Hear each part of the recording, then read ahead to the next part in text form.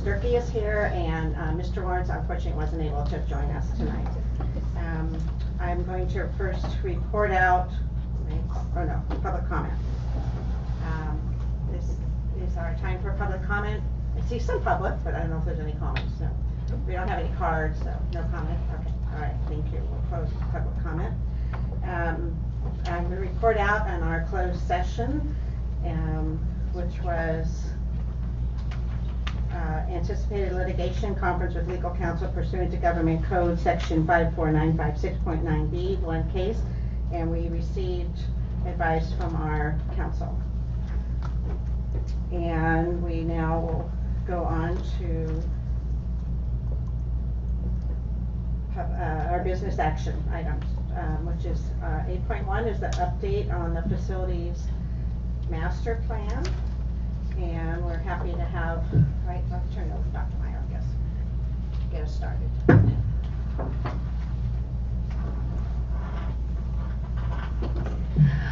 We would like to report out to the board and the public our summary of the work that we have done with our facilities master plan for Mount Diablo Unified. And we have the LPA team, and we also have our business team who will be here to present. So with that, I would like to go ahead and ask our team to introduce themselves. Sure. Is this on? We're on here. Thank you. All right, well, good evening. My name is Walter Essa, and Managing Director of Education in our San Jose studio for LPA. And thanks for having us here tonight. We're pleased to be here and present the board workshop on our facility master plan, or your facility master plan update. So today, or this evening with me, I have Jim Kizzle. Jim is the K-12 Practice Director for LPA. And Andrea Pippin, who's an Educational Facilities Planner with in our San Jose studio. So with that, we have, you'll see a number of things here. We've got a nice big thermometer back here. We've got pieces on our board that we're going to have an activity later. But first, we'd like to start with the PowerPoint. I believe you have a copy in front of you. So for our agenda for tonight is a few things here. I think we have a 2-hour meeting, maybe a little less. So what we're going to go through is just a little bit of our process overview and just give you an update of where we started and where we're at now. We're going to talk about the FMP website and the deliverable, that is the deliverable for this master plan. We're going to review the site master plan diagrams, an example of an elementary, middle, and high school, and just make sure everyone understands how to read them and how they were developed. We will go through the scope of work categories, and you'll see numbers 0 through 15 on the different scopes of work identified in the master plan. We'll also go through the total program costs that we've identified. We'll discuss the stakeholder group priorities that we had with the FMPC, the school sites, the PC meetings. Finally, we'll have an activity to go through and use these pieces and go through the priorities, and we'll have a discussion about that, and then we'll just talk about our next steps. So with that, our process to date, this really we started back in July of 2018. We did a number of different things. Of course, we're here in June, close to June. We're still in May, and we're completing the master plan at this point. To go through some of those key dates, we're really looking at in July. We sort of kicked this thing off, talked about a plan meeting. We worked with admin staff to talk about what we're going to do and how we're going to sort of the step-by-step process, how we're going to determine how we get through this master plan from beginning to end. In the summer, we did a lot of data collection. We talked to facility staff. And we kicked off the facility assessments. And so you'll hear about a lot about the facility assessments, where we had EMG, one of our consultants, go through and walk through all the schools and look at all the modernization that needed to occur on those schools. And the fall of 2018, we also had educational visioning exercises where we talked about your program needs, your educational program needs. We'll talk about that as well further. And then finally, through the fall and through this spring, we've been doing a number of different educational or or community engagement process, working with school site councils, facility master plan committee, and we've had a pretty good robust turnout and response to those, and Andrew will talk a little bit about that. So with that, the key components, the facility condition assessments, of course, the educational specs, the financial analysis and demographics, those are sort of the key components to the master plan. We've had a pretty robust community engagement, which obviously came through these master plan diagrams you see on the wall here. And I believe Andy is going to talk a little bit about our engagement. So throughout the process, we wanted to make sure we touched as many folks within your district and outside the district, the broader community as we could. So this is a brief organization of the stakeholders and how the stakeholders were involved in the process, I'll say. So in the center you have a facilities master plan committee. They were a mixture of district folks and outside community interested parties invited along the process as we met periodically with them and developed activities that built the master plan through their eyes. We had a district leadership group to help connect us with those right people, helped with some scheduling and logistics, and Board of Education there at the top, the final decision makers, you know who you are. We also, to the left, have school site input, so getting down to nitty gritty as far as their input, where they saw the biggest needs are, their ideas for growth as we look 10 years out. We reached out to students, principals, teachers, staff, and the community at large, mainly through online surveys, but then in town hall settings and that sort of thing, trying to get hands-on and again, really getting site-specific with the needs and priorities. Over along the right side, we have the district focus groups.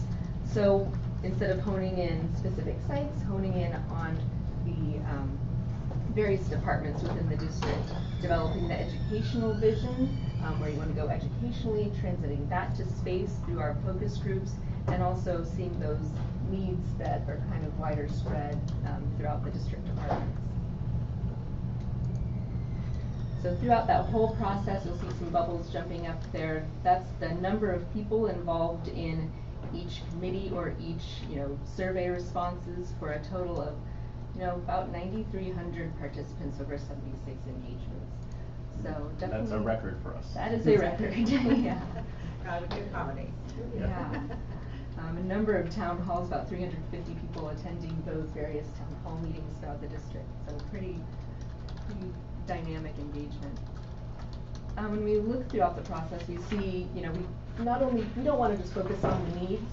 We want to celebrate some of the good work done to date and understand what's been done, so that as we propose things moving forward, we're not undoing things that you just spent money on. So recognizing the Measure C projects, the partial technology upgrades, partial modernizations, where new buildings have been placed along the way, athletics upgrades, that sort of thing.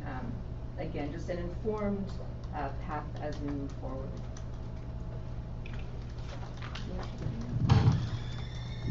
So our deliverable for the facilities master plan is not a binder.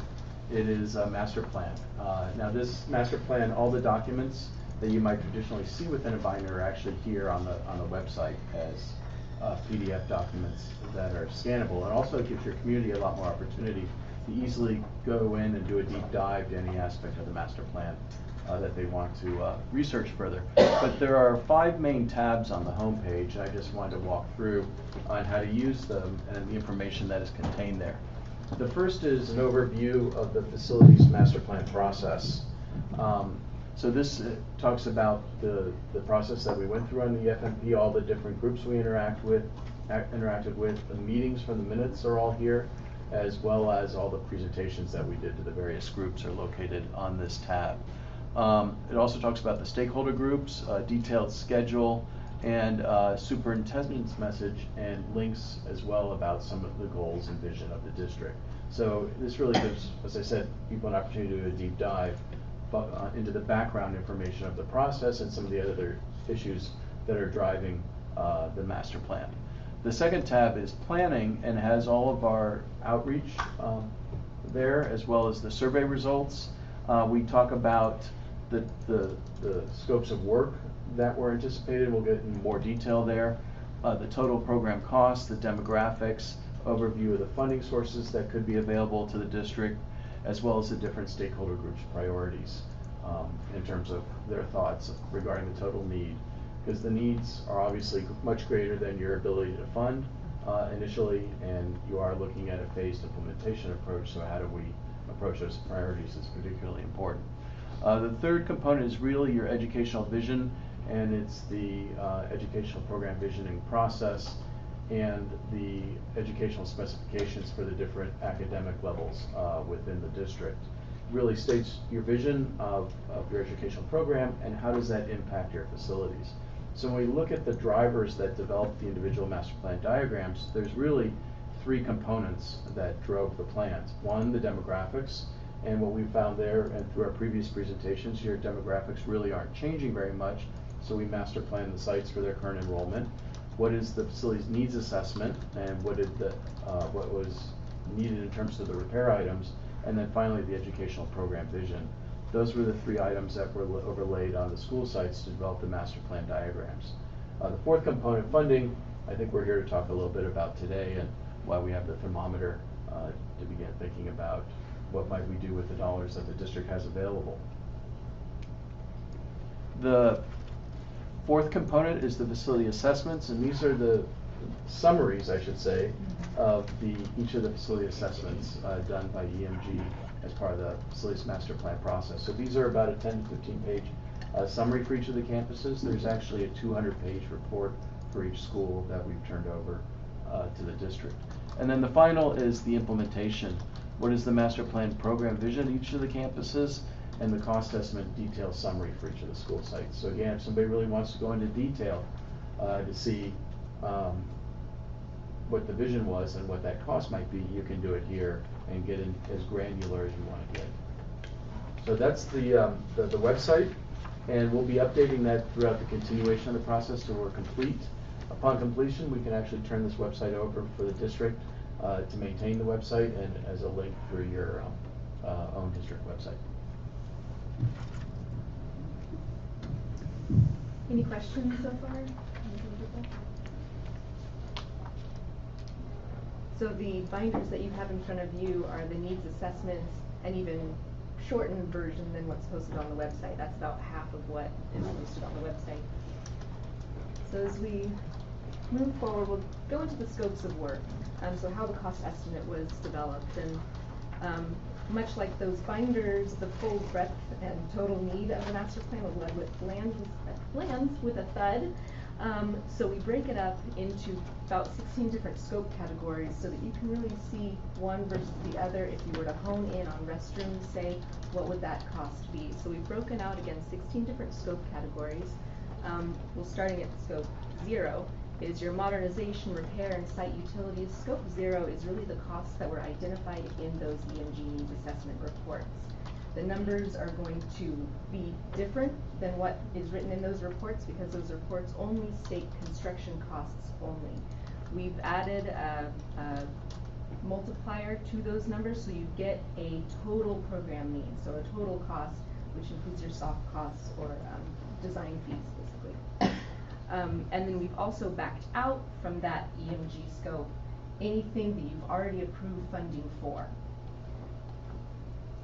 So the other scope categories look at really what is the vision, then what, besides the nuts and bolts, what needs to be fixed and repaired, what is the other cost of doing the total master plan updates per the diagram. So where you see a classroom that's shown with that hatch line, that's a reconfigured space, so that falls in category 1, for example.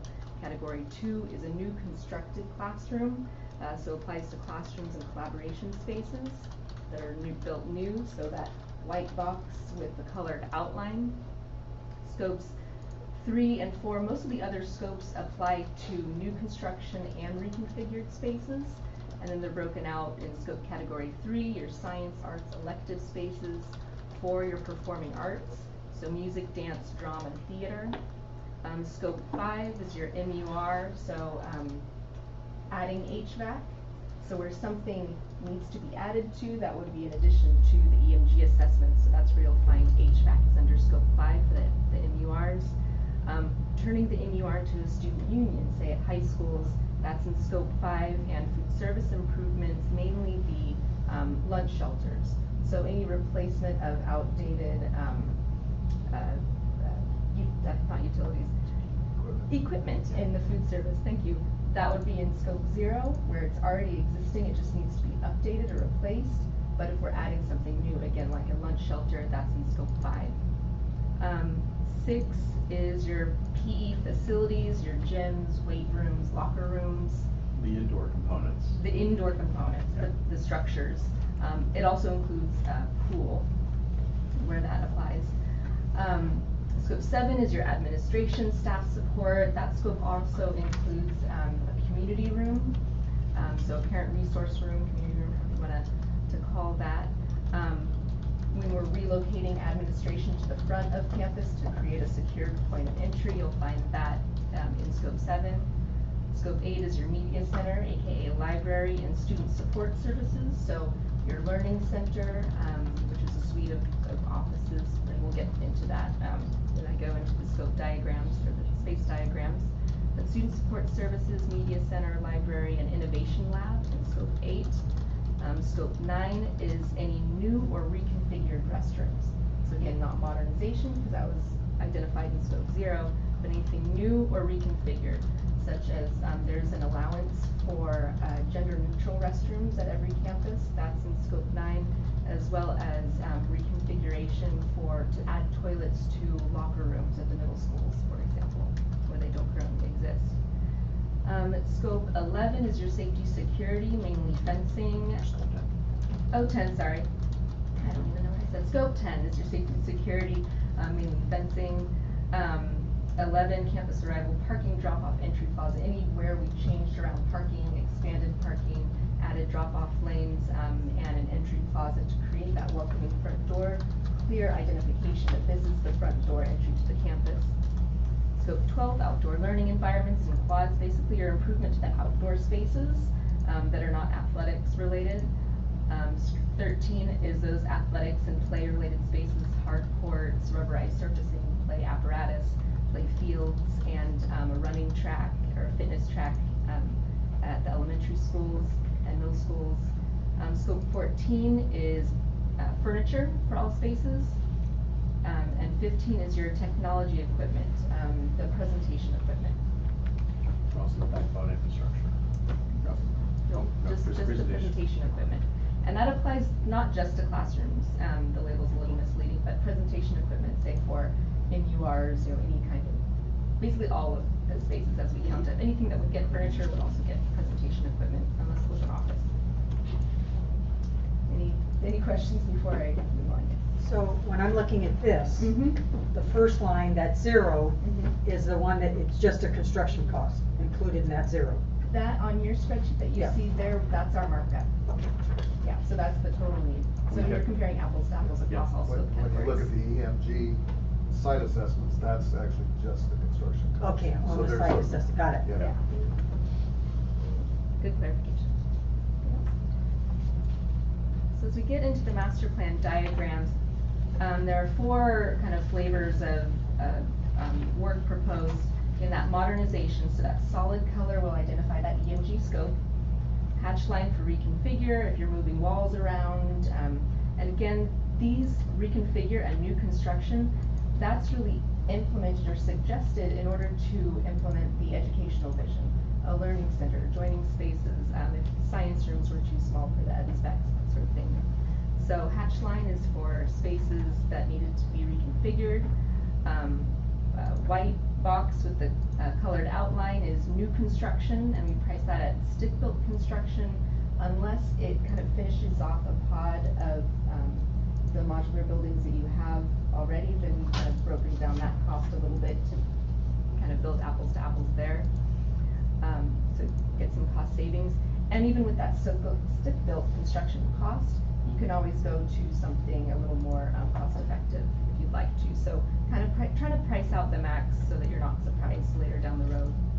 And then if you see an X through it, it means it was built recently enough that we propose no work in the next 10 years. So if we look at an elementary school, you see Ayers as an example here. Colors for differentiating classrooms, labs, etc. When we look at the master plan diagram, you'll see hatching at the admin to create a secured front entry. I'll go back and forth. So, and then marrying that admin up with the media center and learning center, again that suite of spaces, and that learning center, which is, I can see that kind of line piece just south of the admin. That's about the size of 2 classrooms. So that's grouping together your resource spaces, your speech therapy type counseling spaces in a suite of offices around a central larger room, so that it brings those services together and gives them some privacy, confidential meeting rooms, and some breakout spaces within. So looking at that building, we have the reconfigured admin up front. In the middle is the learning center, which is the student support services, and then facing the hard courts is the media center. So not getting too specific with Ayers, but I'll just kind of give you what you can see typically on an elementary school campus.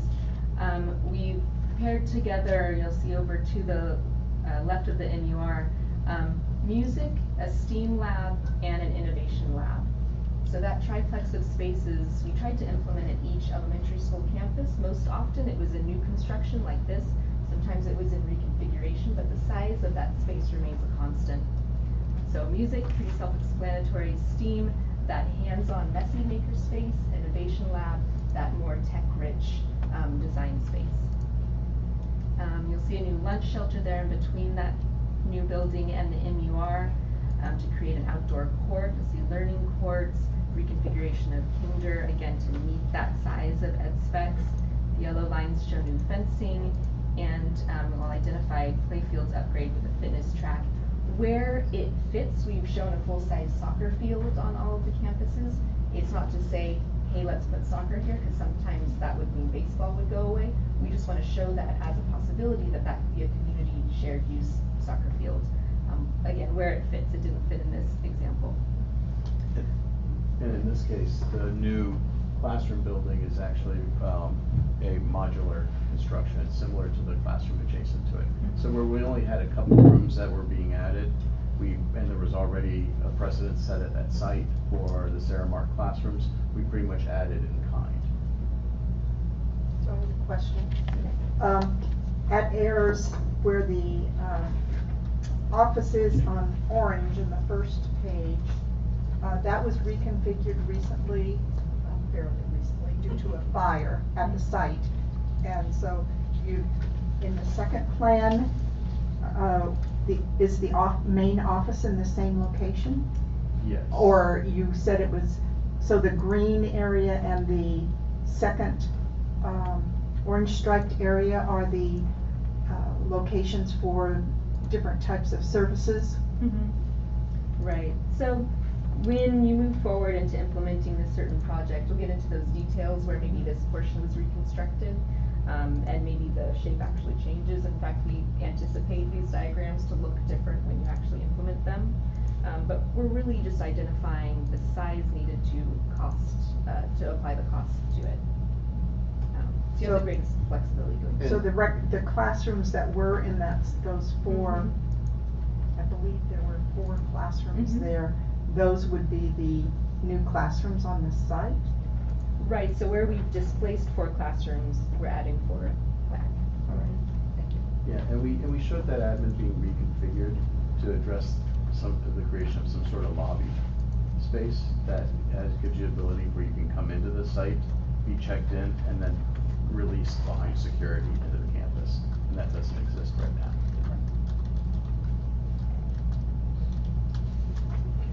So moving forward to we'll call it typical middle school. No such thing. Quote unquote typical middle school. Yeah, we have Pine Hollow, where it has, that mix of the finger buildings and the pod building. So what we're showing here again is that relocating admin, and you kind of see smaller offices and the faculty workroom sprinkled in that main building close to the star. What we've shown, just reconfiguration of admin again, that faculty workspace, so maybe to better organize the space. Media center. On middle school campuses, you'll still see the innovation lab, and then the other electives, we try to work with what kind of programs that currently exist at the site. So again, trying not to take anything away, but help enhance what they currently have going on, and maybe finding some better synergies by relocating where it fits. Here you can see, it's maybe harder to see on the screen, maybe easier to see on your paper, but a little bit of hatching there in gray at the gym. That was adding new toilet, or adding toilets to the locker rooms where they don't currently exist. You see a collab, reconfigure for collab in the center of that pod space. And again, that community room as well, trying to locate community room up towards the front of campus. And so here's an example where we show the soccer field because it did fit there. Another thing you'll see on middle schools and also high schools is some enhancement to the ground plane for a quad. Here it's located near the MUR, where the MUR has a little bit of expansion to it to just capture a little bit more space within that MUR. Shade structure with that quad as well. And when we jump to high school, showing you Maceo Valley as an example. Here again, the relocation of admin further out into the front, so it is that clear single point of entry. When you really dissect the plan, you'll see fencing to also help secure the building complex. Typical of the high school master plans, you'll see a new gymnasium. Oftentimes it will be paired with your dance room, weight room, and I believe wrestling is that third. This is, I believe, the only site where a new swimming pool was proposed, but that was a very popular idea with the school site committee and the facilities master plan committee. So definitely want their voices to be heard here, so it's there. Enhancements to the sports complexes where it fits. Again, there was no kind of one size fits all or one kit of parts fits all, but supporting the athletics by press box, bleachers, field house where it was appropriate. Here we're showing an athletic promenade that leads you from the parking lot to the athletics facilities. And very, go ahead. Okay.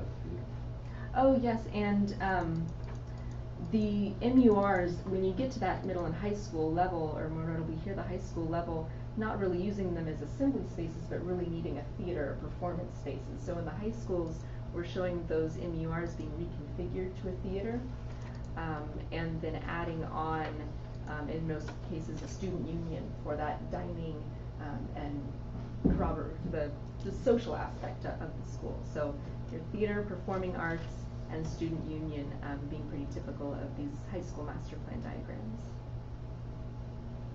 Okay. May I ask a question? Yes. One of the concerns I often hear, I won't call it a complaint, is that there's never enough room for student seating. I'm presuming for lunches. I'm presuming for the student union, if we are changing out the MUR to a theater, that there will be less eating space for the students at any given time, because high schools typically don't do staggered lunch periods.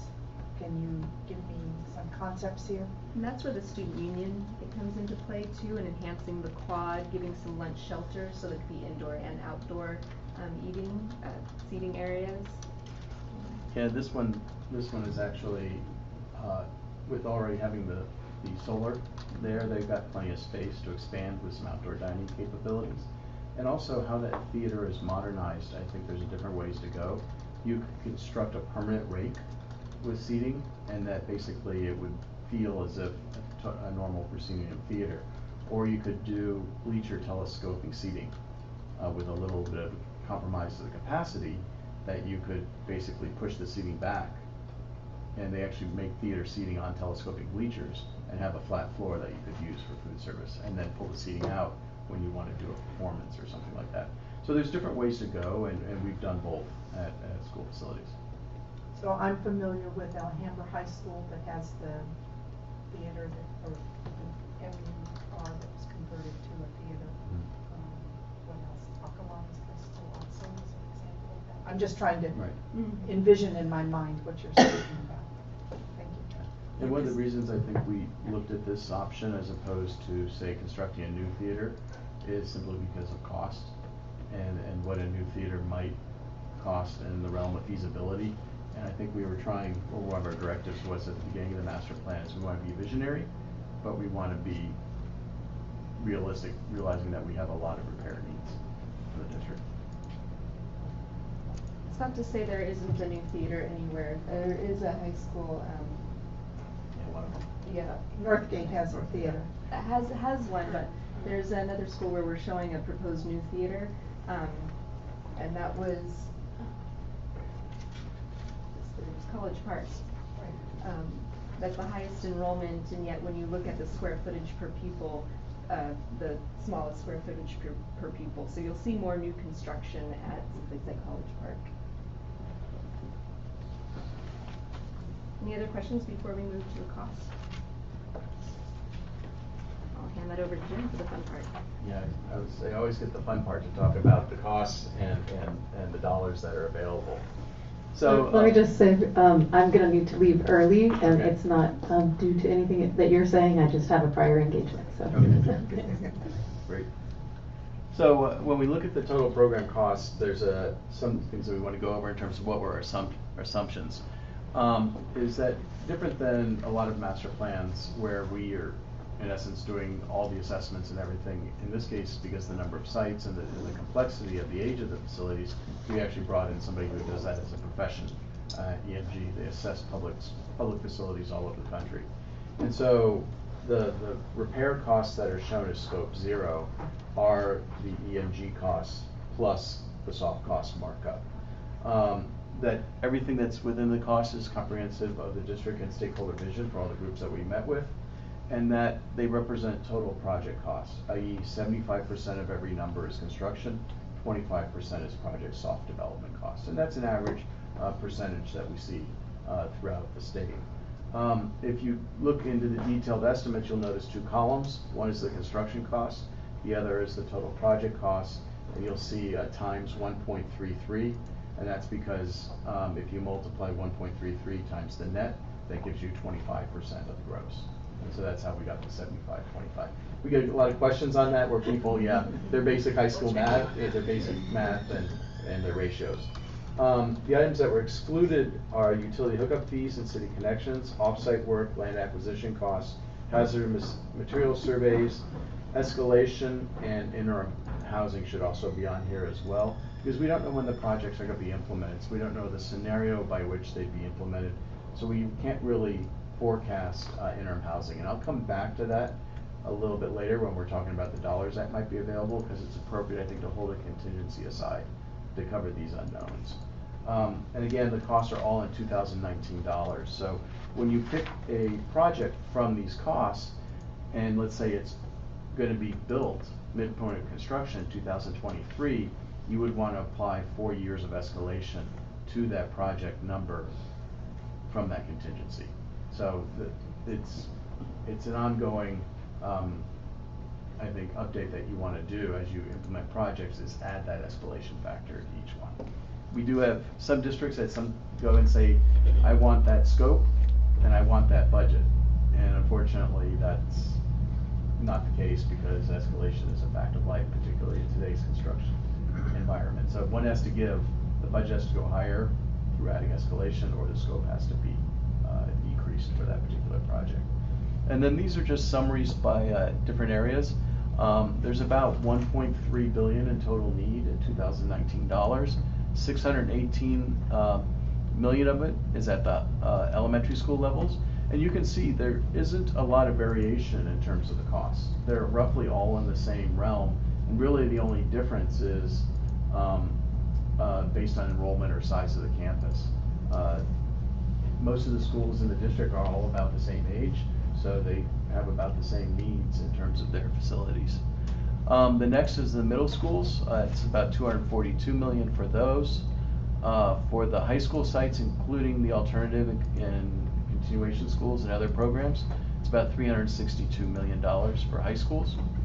And these weren't as high as we've seen in some other cases because you have done some work at your high school sites. For instance, improving science labs or adding permanent classrooms for portables or some other work. So there has been some work done to high schools.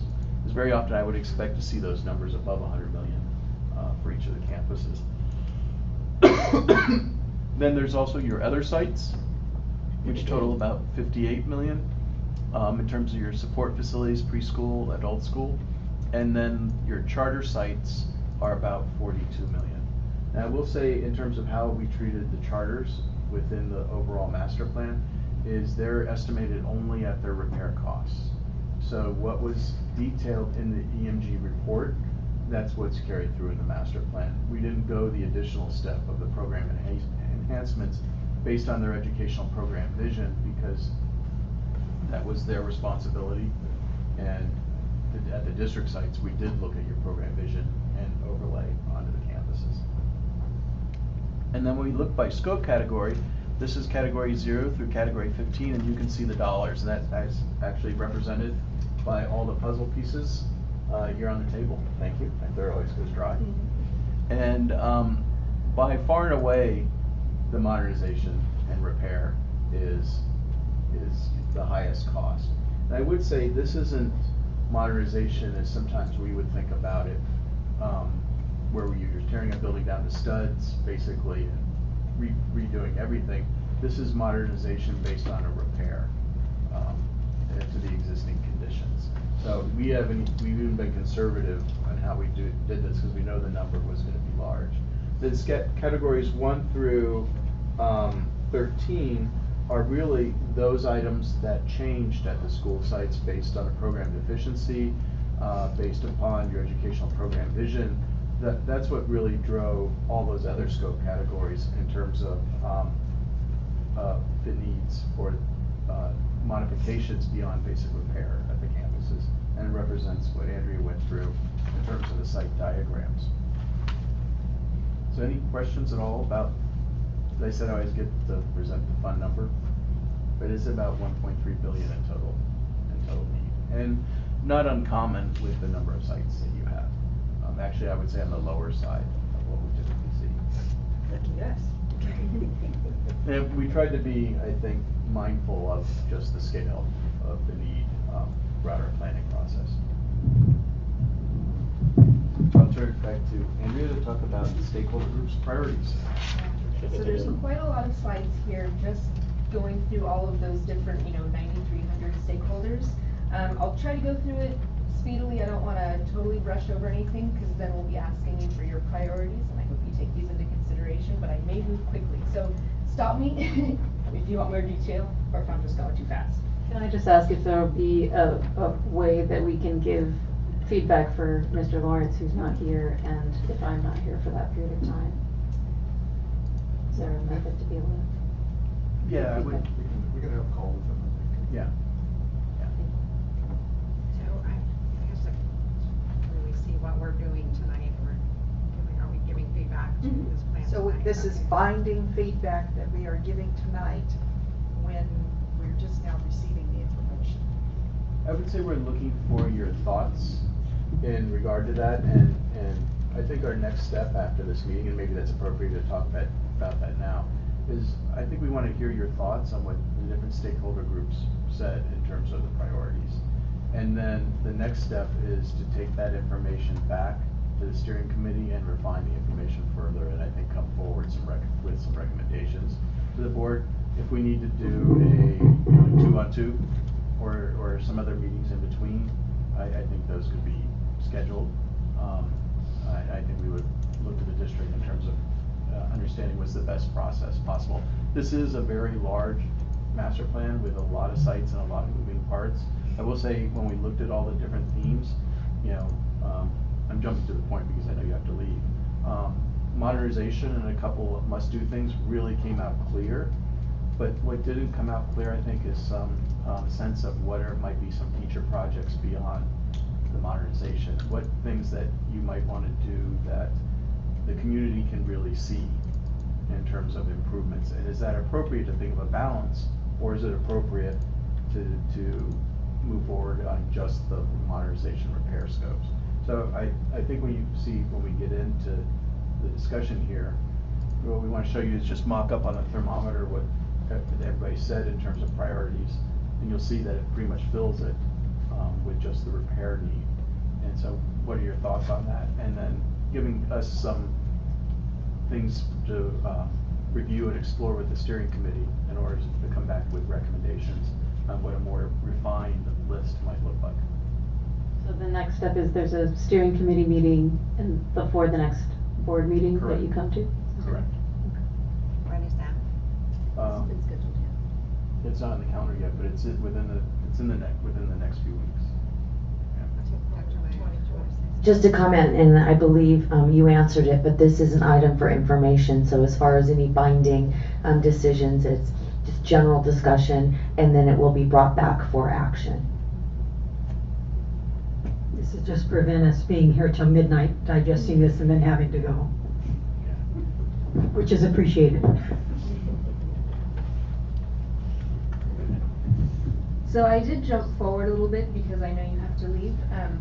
So we can always go back, but when we summarize all of the stakeholder input, so the groups that we have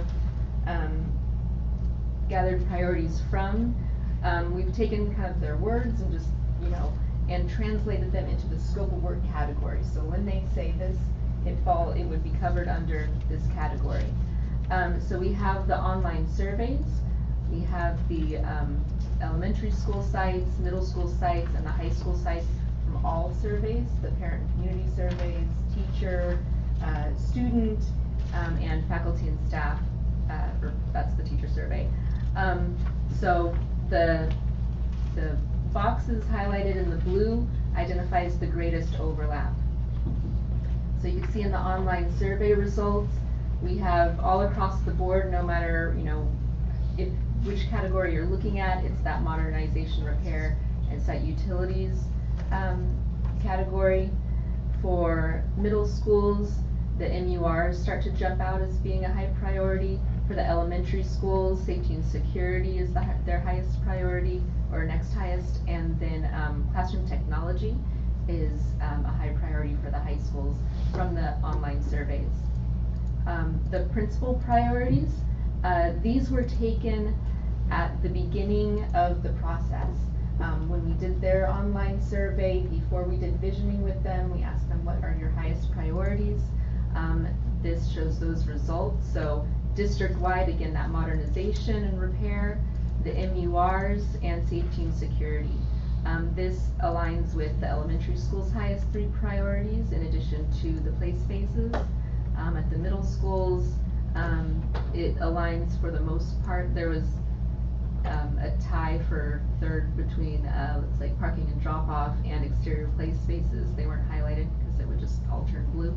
At the high schools, we see other priorities being physical education facilities, so those gym structures, and library, media, student support services being a high priority of the other high school sites or continuation programs. The school site committee priorities, this was taken after the school sites had a chance to review their master plan draft proposal diagrams after the town hall. And with the principal leading that process. So the school site having about a month to spend with those site diagrams, we met one-on-one with the principals to talk about what adjustments need to be made to the diagrams and receive their priorities. So this school site priority, SSC priority in the green box represents those. Again, modernization, the MURs, safety, security, starts to bifurcate at the high schools with performing arts and the PE structures being a high priority, and then the elective spaces at the continuation and other high school sites. So when we add, there's actually, except for that change with the performing arts and the elective spaces at the high school, there's a lot of concurrence between what the principal said initially and what the school site committee, after going through the process, came to the conclusion. So not too many changing of minds.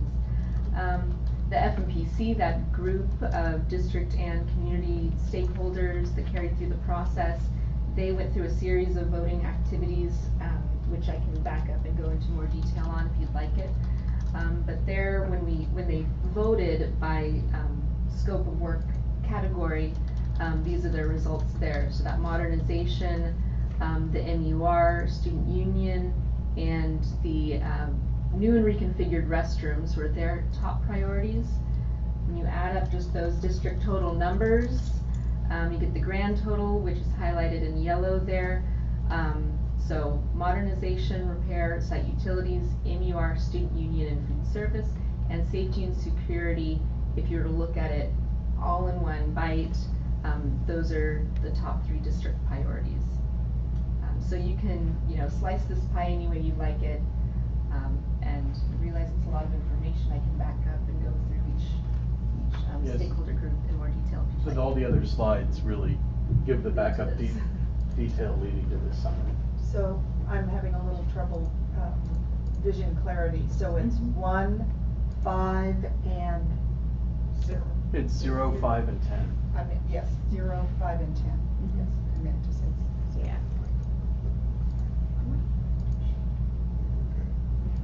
Even though the district-wide total. Right there.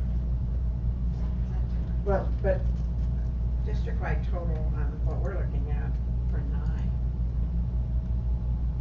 For So 9, you're looking at, are you counting district-wide? So in total? your packets, we added this after those were printed, the yellow. So that 9, that was FMPC, the top FMPC priorities. Right. So it's a little misleading in that looks like the grand total, when you look at that red box. Oh, I know, okay. Yeah. Well, it says district-wide total about that. I know it says Yeah, and FMPC, FMPC right up there at the top. Yeah. But is there yeah, with number 13, okay. yeah, so that's the column we added to the right that Yeah. summarizes. Now, you can't really say add all 3 groups. No, I understand that, You're yeah. mixing apples and oranges a Right, little bit. right. But it is interesting to see when you kind of come across, based on Yeah. number of votes for different things, that those 3 really did kind of jump to the top. Those blue boxes are really what's more important, scattered throughout, because they say, how is a high school priority different than an elementary, than a middle school priority? The yellow just gives it more, if you were to do a aggregate average, they were the highest priorities, but there you'd probably see, I think in anything, a blending of the blue and the yellows in terms of trying to, get the best understanding of what people said. But you can see what I'm saying here is, or said earlier, that other feature projects really didn't jump out. Like, people didn't say, build that STEM cluster of classrooms at the elementary school or things like that.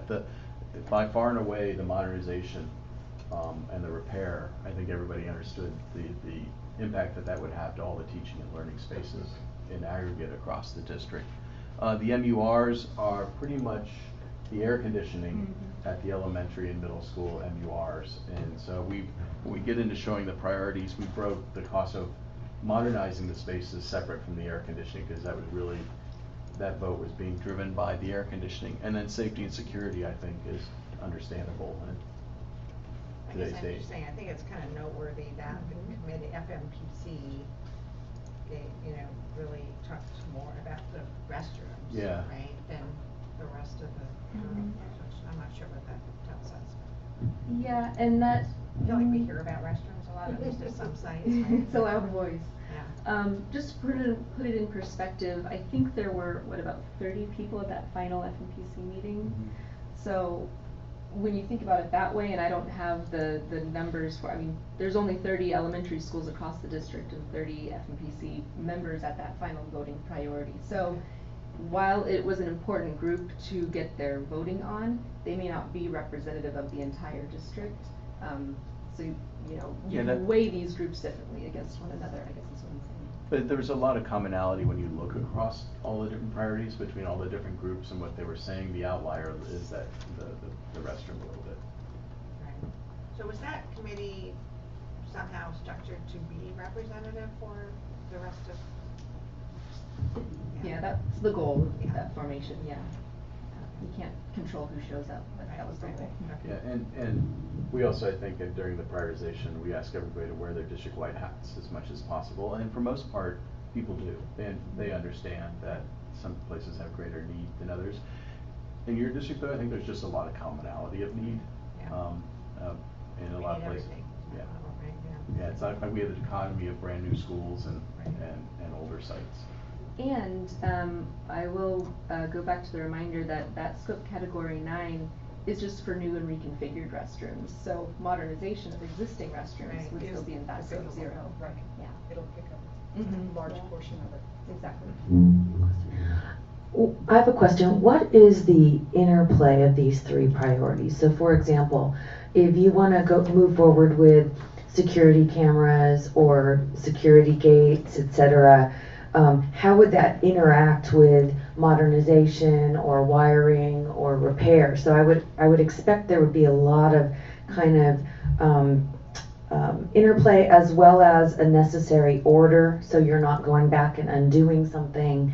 So how do you account for that? So we can pick our priorities, but there really should be an order that we should have in order to have a successful project, but also there may be other things within this list that you need in order to get that priority met.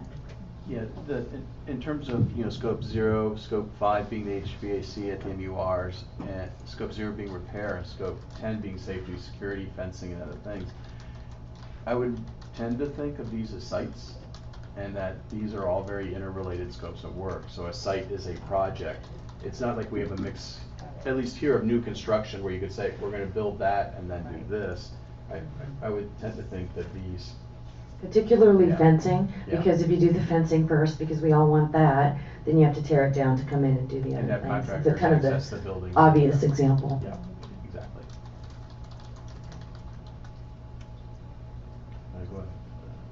Any other questions on the priorities? We'll leave this slide up when we get into our thermometer discussion. We'll come back to it. I just need better eyes.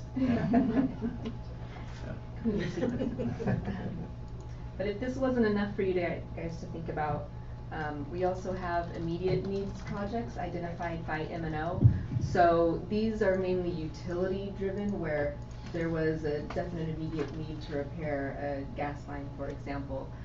So the M&O department has identified these sites for some immediate needs repair projects, totaling $4 million across those 5 sites.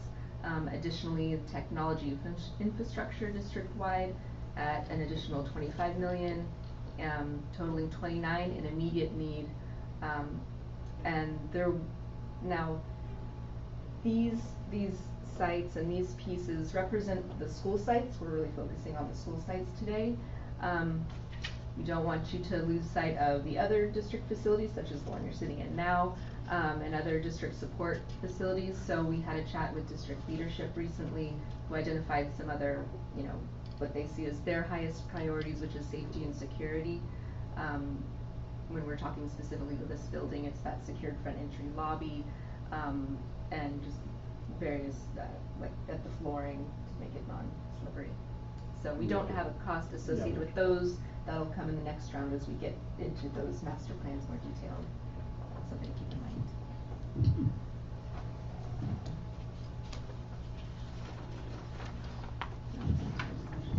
So, where in the plans,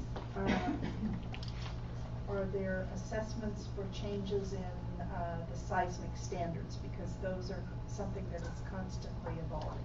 In terms of the AB3, any project that we would do would have to, go through DSA, and so we would have to, there are triggers that they have based on how much money you're spending as to what level you have to go to. The first is, the state has the AB 300 list, and so those are some things where there might be deficiencies that they've identified. Not in that the building's an imminent threat or anything like that, but that there could be some significant code changes. So I think you would want to examine those AB 300 buildings that may exist on that list. The next level is really depending on what you spend.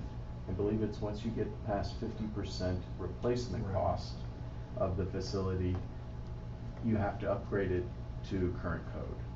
in terms of the seismic criteria. And that's how the state determines 50% replacement costs, not how we or you would say 50% replacement costs. So I think that threshold is actually a little bit lower in this construction market. But that interaction with DSA governs really what we have to do in those So we situations. currently don't have any buildings that are of seismic concern? You do have. Just until we start messing with them, they're not gonna bother with them. Right? Yeah, and the district has done a report that is completed. Is it your seismic evaluation report is complete? It's still, it is. It's pretty much complete. We posted this on the website, as well. It came out, about 4 or 5 years ago, I believe. And we had one school that we did start doing a little bit of work on, but then we started getting into the facility master plan and knew that some of this was gonna surface then and didn't wanna start kind of mixing up projects or, yeah. So that could be something that's possibly in the immediate need. It could be, but again, it depends on the project and the scope of what it is that we do, so that'll trigger all the other. There wasn't anything that popped out as, I think Jim was alluding to that was like, you know, we need to shut down the school or anything like that. There was nothing that came out that way.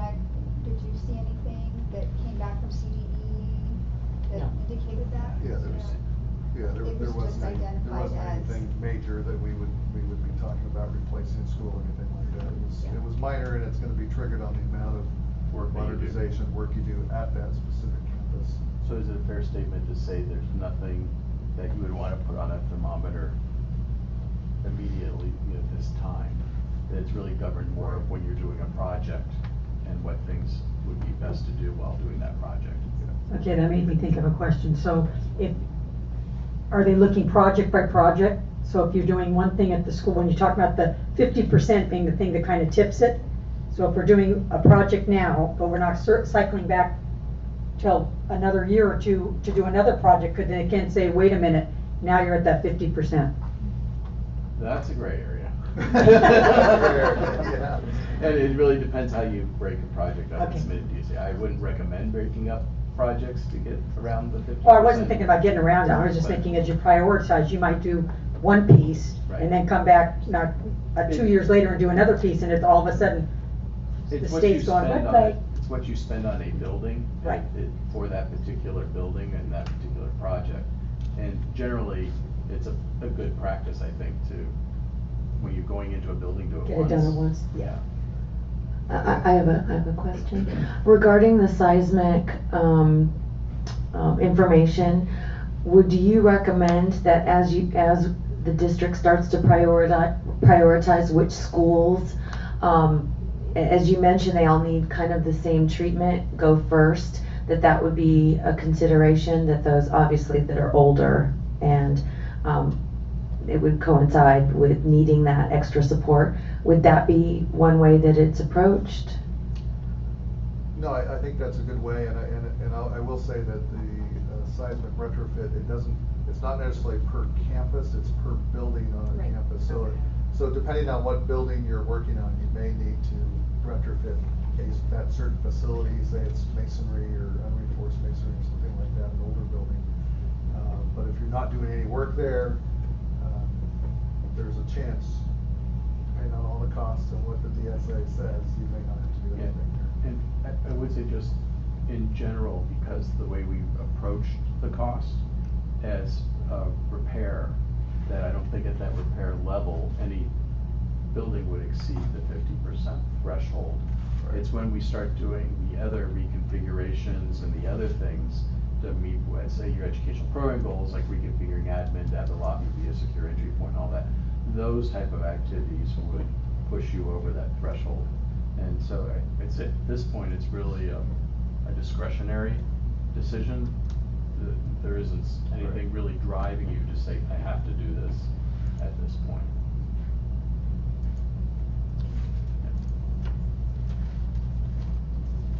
And actually, we did build extra dollars into the reconfigurations and the cost per square foot, because we knew that would begin to trigger some of the larger upgrades to a facility. So any other questions at all on the priorities of the stakeholders and the immediate needs. So the last thing to talk about before we get into the prioritization activity and discussion is talking about dollars that could be available to implement the facility portions of the facilities master plan. And so together with Cooperative Strategies and the district, we looked at your existing funding sources, and we really tried to focus on dollars that are not encumbered by projects. And so if we look at Fund C, or 21, Fund 25, Fund 35, Fund 49, and Fund 01, there is about $19 million in those various funds that could potentially be allocated to project scopes within the facilities master plan. Some of them may have some limitations on what kind of project they may be spent on, but in essence they could be allocated to facilities projects. And then we've got Measure J at $150 million in terms of that bond measure that recently passed. So we're looking at about $169.8 million in total. And this is where we come back to that contingency discussion I had before. That these costs are all in 2019 dollars. So how do we allow for all those unknowns, program contingency, interim housing, and primarily escalation? So that's obviously the biggest portion of that contingency. What's a good practice for budgeting for that? And then from past history, we found that if we take the dollars available and multiply by 0.67, those are dollars that you could allocate to projects in 2019 dollars for the master plan. So in thinking about this, you got 1.3 billion in need and about 113 million that we want to allocate to projects. So while there might be $169 million available, we need that a third of that for other things. And generally that assumes about a 3 to 4.5% construction escalation over the 6 to 8 to 10 year life of the program. Obviously we're seeing higher escalation than that right now, but the chances are very likely across the life of the program that we would see some sort of downturn as well. I won't use the R word. And that would then balance out the higher periods. So on average, you probably would see anywhere from 3 to 5% escalation. And so historically, looking at the programs that we've implemented, setting aside a third for those other things is just a good best practice. So when we're looking at the thermometer, we drew a line at $115 million, and that really represents from this need how much we should allocate to projects for Measure J. And then above that is really starting to set the stage for what are your next priorities and that we want to document within the master plan. So you can use that as a tool as you think about potentially soliciting the voters again for their support at some future date. And that was I think the directive we were given from the district is understand how do we prioritize Measure J, and then what's the next series of needs that we might want to think about and report within the plan.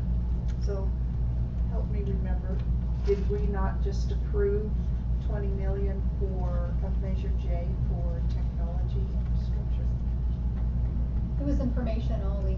It was information only, and it will be coming back for approval. That was part of the infrastructure that was discussed. But it was from Measure J Yes, a part of. and other funds. Yes, because it was 25 altogether. I think Measure A. Correct. A little bit of COP.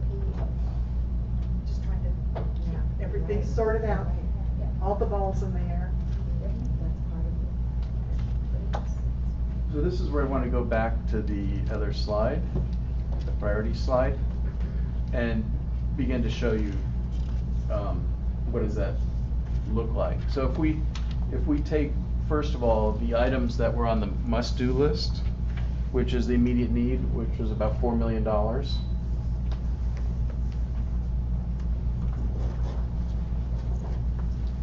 We did this with one district where it actually went around the floor, and they never even got off the floor. But So, just so that I've got this figured out in my mind, does this include the new warehouse for the food? It does not. It does not, okay. And then if we're looking at about the $25 million in technology, that's the next piece there. And then if we go to the stakeholder groups priorities, that's the first priority was modernization, so that's the elementary schools. This is the middle schools. Thanks. This is the high school.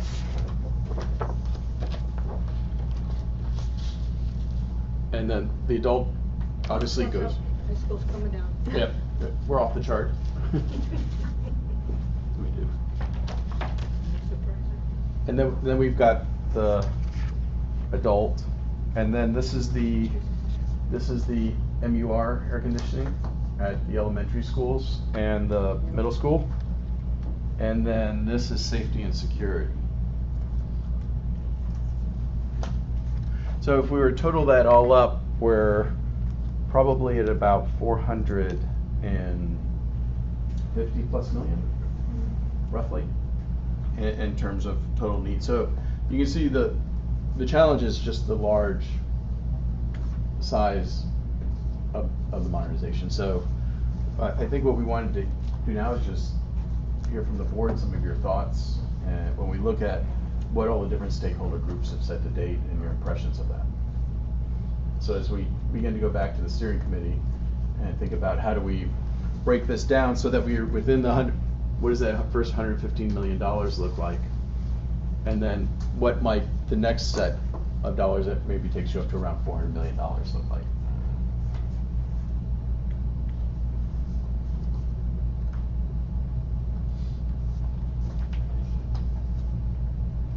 One of the things I found interesting is that when you looked at the surveys, the students care about the environment that they eat in, but nobody else cares about the environment that they eat in. So I thought that was interesting. I think I would like to do something to make the environment better that the kids eat in. But what I heard I think I went to almost all of except where they were on dual nights, I heard the parents in the community, safety and security, and drop off and parking. So those are two things that rise to the top for me, because they're things that, while they're not really glam, the parents have to deal with them every day. As far as the parking and the safety and security should be number one in all of our minds. And then as far as modernization for the first round, because we have very limited funds, if we could do just some simple basic things that are very visible to the public, that makes at least the schools spruce them up a little bit until we get to the next round. So that was my thoughts. Andrea, these modernization numbers, that's just the classrooms? That's the whole site. That's the whole site, so that's all the buildings on the site. So it's modernizing all the facilities, so obviously you could look at within those various scopes, is there one that is more important to you than another? Would it make sense though to, modernization can be paint and, a whole variety of things, right? And so it almost would make sense to break it down that way, so you don't go in and just take those three buildings and just, you know what I mean, like, you're gonna paint. Right. Yeah. So I think that's another way to slice it, is to pick, of the modernization that we think are the most critical. And in thinking about your question, I'm just thinking out loud now because this is just for information. I know I would like, if the board, whatever we decide going forward, that the board looks at the district as a whole, because I kind of felt with some of the Measure C, so much of this decision was left to the sites that then you'd get a new principal and they'd be complaining, well, I didn't really want this, I wanted this. I think we should have a vision as a district with our superintendent and the board that this is what we want for all of the students in our district, and do that methodically for everybody equally, and not leave it up to whatever, if you have a really artsy principal over here, but someone that loves science over here, then the school's designed for that staff. It should be designed where it's flexible and usable for everybody for some time, because this is a big investment. So that's my 2 cents. So I agree with you, Mrs. Mason, because although I particularly like both, I like STEAM, let's just put it that way, because you can see it coming out my ears. I want our classrooms to be flexible enough that as the population, either the faculty opinions change or the parents and student opinions change, that the classrooms can be interchangeable, so to speak. The instructional environments can be interchangeable. I think that one of the best things we did with Measure A was when we brought all of the schools at the elementary school up to every school having a multi-use room, because all of the elementary schools didn't have that at that time. And not all of the schools had athletic facilities, the gyms, mini gyms for the middle schools. So I guess I've always tried to look at what can we do to raise the standard of all schools before we add specific features to other schools. I did notice though on the Holbrook list that the dollar amount for Holbrook was 30 million. And I was wondering if that was, the increase for it was so great because that site hasn't had modernization dollars over some time, though we just built it out, or is it in consideration of their request to go to K-8? Yes. Yes. Okay, all right. Thank you for that. Yeah, that was one case. And their where we're adding request should be capacity. our policy, not their policy, just for the record. Yeah, so because of that change, it was a lot of new construction. Yeah. Which would drive up the cost. I think that's the one site where we were adding capacity. Yeah. So Is there enough land there to go to a K-8 at that particular site? Or would it be a smaller K-8? Smaller K-8. But it was based on their enrollment numbers. Mhm. It was based on the groupings that they were looking for, because the dual immersion Right. as well, and so they come in certain groups of students. So we did accommodate them within the plan. I think we're going, I'm trying to recall 50 sites, you know. Right. all in favor, but- You're doing well. Yeah. But what cluster is that in? That's, would be Mount Diablo High School. And it's, Yeah, so we added a multi-story building, and we're able to accommodate the enrollment that would work with their cluster. and then they still have a large play area, like a soccer field or They whatever? don't have a soccer field size, but they do have a green space. And in the plan, we broke it up by 2 play areas, one for the lower grades, one for the upper. Now, when you get into design, that could change if you want to accommodate a bigger field, or, you know, if a certain field size fits, if you design it a different way, but. So is there, and I'm sorry, I haven't absorbed everything It's- you've said it's a much lot yet, to but, absorb. so maybe it's here, but is there some place to see, the specifics of the modernization? Yeah, I think that's what I wanna ask. So in other words. Oh, in terms of summary, what type of things are in the modernization? Yeah, Without having to and dig if, through all you those know, obviously, reports. You know, we gotta figure out a way to prioritize, so, so, We you could know, put to a- Ms. Mason's we point, could put a to try to do one-page something cheat sheet that- across the district, you know, if we knew that, I mean, I'm having lived through it, I know it's kind of the typical things that it might include, but I don't, you know, if it's organized that way, that might help trigger some thinking about, you know, we could do, again, paint, you know, across the district, or we could do the doors, or, you know, whatever. Yeah, we can put together a one-page cheat sheet that says the scopes that are typical to that modernization repair. There is a summary for the 0, in your binder. No, well, Can we include that per site, yes. per site? So in your binder per site and page of the assessment, it's It's about page 7 of Yeah. each little, you know, each site's package. So the last it's page. a where you see pie the chart. pie If chart. could I go up and point? Sure. No, I see, okay. Yeah, so this chart gives you the total modernization. Now, these are construction costs, mind you, but it gives you by scope category. So the structure, the exterior enclosure, roofing, et cetera. So it breaks it up a little bit. Each site, And, Yeah. and you'll see 2 charts. So one page is identified as the immediate needs, so something that, Oh, I see. that they see as Okay, yeah, needing that's to be not- replaced immediately. This is more 1 to 10 years. Is this the immediate included in?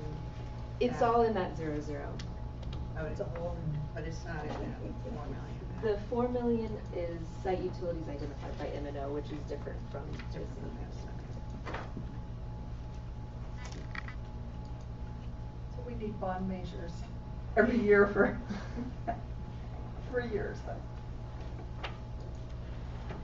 Depending how aggressive you And are. as I said, I think what we're interested in here is what are your thoughts and reaction to this? Because we'll take all this information back to the steering committee and get into more granular detail, because this is obviously our first look at all of this as well. And the steering committee's first look at all of this as well in terms of the summary of the big picture. So the yellow that's on the end of the table is the safety Yeah, that's safety and security for the entire district. for the entire, yeah, so this is elementary, middle, and high school, and then, maybe just So it's about one bandwidth of the, you know. yeah, maybe to see. About 20 million for all of the safety items. Correct. More like 15.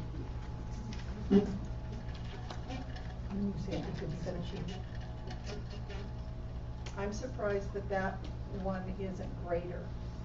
Yeah. What does that include? Just fencing, or is fencing in the modernization? This is fencing. Yeah, This is primarily fencing? fencing. Modernization will have some safety locks at the classroom doors. That was captured in EMG's assessment. So we did a lot of that several years ago. This is the ones that weren't done, or is it completely changing out all of those? No, it would be identifying the ones that weren't done that are going to exceed their life expectancy. So I left the high school and adult school modernization piece on there just so you could see the relative scale of safety and security in the HVAC. The safety and security category, that yellow there, does also include the kind of ramps for ADA accessibility. There was a site that's on a hill that showed a ramp. Fencing, emergency signage, and we allocated at every site except the ones that we knew already had one, and a new electronic marquee sign. So. Does safety include lighting and cameras? If it was identified in EMGs as needing to be replaced. I mean, that's one. Priority, right? Well, Again, to your but it point wasn't of order, yeah. It wasn't identified though. Right. It sounds like their safety could be larger is what we're saying. Yeah. So if So we it's were to, fencing only and replacement, right? yeah. So if we were to pick all of those safety related items in that EMG assessment into one scope category, we can see what that would look like. That would be That helpful. would be Yeah, good. yeah. Can I just ask another clarifying, you just, when you came up here, you showed us the two diagrams, Mhm. one that says the distribution of immediate needs by building system. And so, these are truly immediate needs, I mean, they're critical needs, is that how we interpret that? You know, EMG placed a life expectancy. Each system, each finish has a life expectancy kind of tag on it. This is a 20-year lifespan.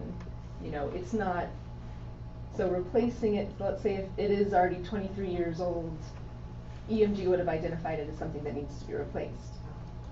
It might not be an immediate need in that it's going to harm someone, but they did identify it as something that had reached the end of its useful life. What is low tension service and distribution, what does that mean? Well, I'm sorry, I didn't hear the. It says low tension service and, I assume, just DIST, period, distribution. Massage just- therapist to lower the tension. Sorry. That's for the staff. Lower the tension. Do you mind if I Yeah. approach the bench here again? Let me see it. It would be nice to know, be able to see what you're looking at, Joanne. So I was on page 6, as she said on 7 Which for school? each report. Yeah, I believe Bel that's, Air. electrical distribution. Okay. Yeah. Page 6 of 11. Of Bel Air's. Yeah, Each one is yeah, Bel yeah, Air's. This one here, it's like this. Oh, I'm looking at Bancroft. Does Bangkok have it? That same term? No, I don't see that designation on either page. I guess what I'm trying to say is add another way to slice it, to say that these should be priorities as well for each school as we go through and look at, I just gotta understand what it is, but, certainly safety, fencing, but then we went into the order, like Dr. Meyer was saying, you know, so. Yeah, and that's how we would go about pulling things like safety from those EMG reports, is looking at it by category. You have your substructure, which is foundation, the shell of the building, so windows, walls, roof, interiors, finishes is category C. So replacing lockers, wall finishes, wood paneling, tiling, flooring, your services, plumbing, which is plumbing, sewer, gas. And with steering, we've got a good cross-representation of folks from M&O at the sites and the district leadership. I think we could take the modernization category, because obviously it is so big, and break it up by the different scope categories and have a discussion with that group, almost a thermometer of its own, of looking at that and really trying to break this bigger number into smaller pieces for recommendation, in terms of here's what we think we need to do of this at different times. What needs to be down in the 115, what could be for future priorities, or what could even be off this chart for at some later date. Yeah, I think this, like you say, the safety ones too. Yeah. Yeah, there's, you know, I'm in here in EMG's, in their spreadsheet, and there's a lot of different subcategories and categories underneath those, so it'll be, we're able to pick those apart, get more granular on that. That'd be valuable.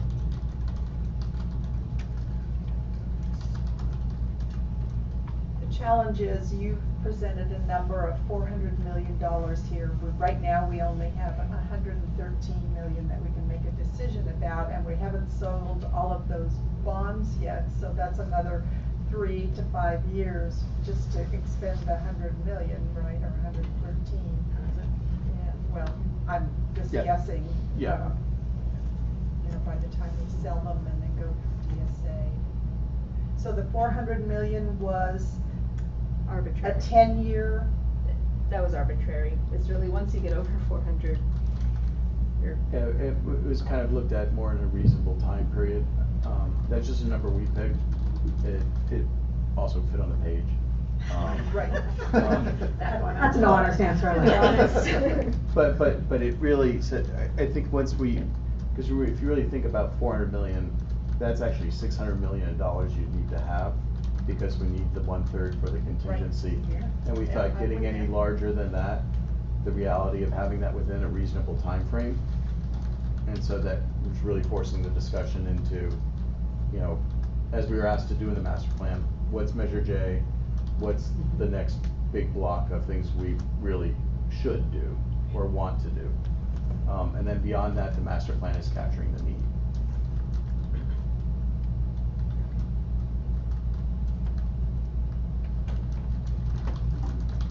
Yeah, we don't have any information about your capacity beyond Measure J or things like that, or Right. haven't had those political discussions or anything like that. Well, we haven't had those financial discussions either. Yeah. As to how soon we could do something. Right. Okay. So you need more detail from us. Well, I think you've given a lot of good detail today in terms of just talking about the immediate needs and some other things. And then the ideas of how we break that bigger number down with the steering committee into the different scopes, and having the steering committee really begin to say, based on the expertise in that room, what, you know, if we were to break all of this big blue into 3 categories: Measure J, the next priorities, and then what's future, that can be basically not on this chart. I'm somewhat heartened that our community understood what the necessity of the modernization numbers. I think I will share, I'm disappointed that we can't afford the ice cream yet. And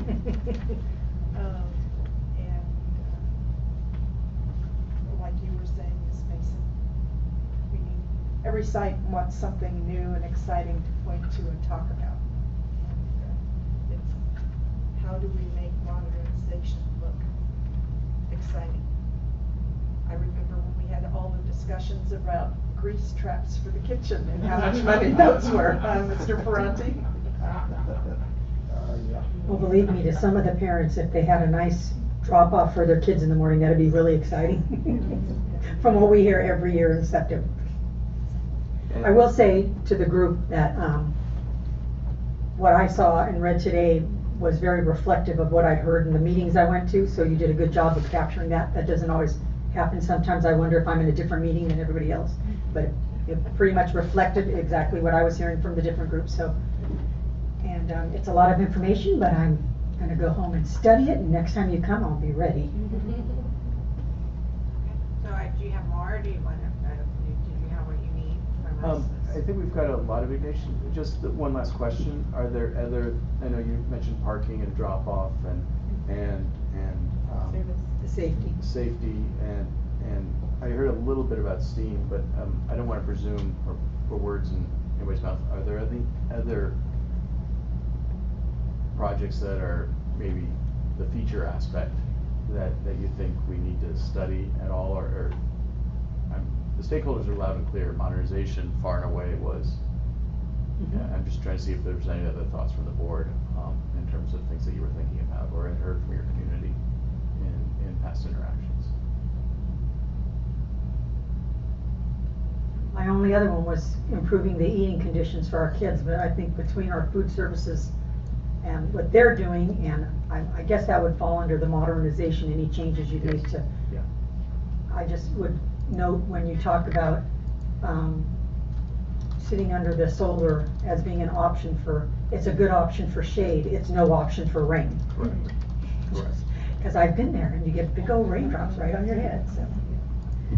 So I picked up this piece, it's the middle school MUR, the piece that is in addition to the HVAC. So you've got about $2.5 million up there for HVAC at all of the middle schools.